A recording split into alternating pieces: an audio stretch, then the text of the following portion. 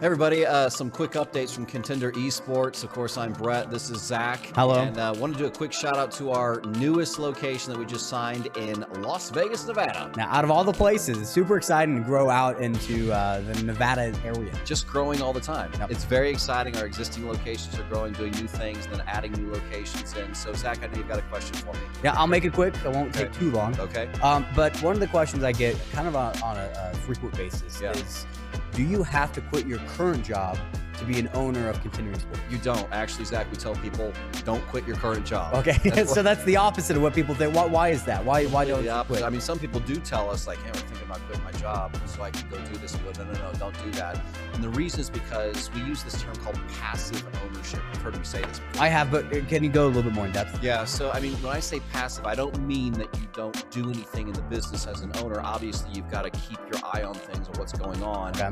But it's passive in the sense that you don't need to be present physically in the facility like 8 or 10 hours a day. It's not a job. You're not buying a job when you get a Contender Esports franchise. Okay, so if your focus isn't in the facility itself, what is your focus then? What are you having to devote your time to do with Contender Esports? Yeah, it's easy for me to answer that question because I'm a franchisee of myself. Like, the location here in Springfield is a franchise location, and I'm not in there very much. Yep. Am I, Zach? No, I'm here at our headquarters doing a bunch of other things. So, I mean, really my role is to make sure that I'm giving clear direction to our staff of what they're supposed to do, to work directly with our manager and then the part-time staff that he has. So we meet once a week, Zach, and we go over numbers and different things, activities that we're doing, and just to kind of guide and coach and just watch the business and make sure it's going forward, and also to kind of be the face of the business in town, right? Face of the business, face of esports. Does that mean like marketing? Does that mean, what does that mean? It does mean somewhat marketing, but anytime that one of our franchisees gets a location in the city,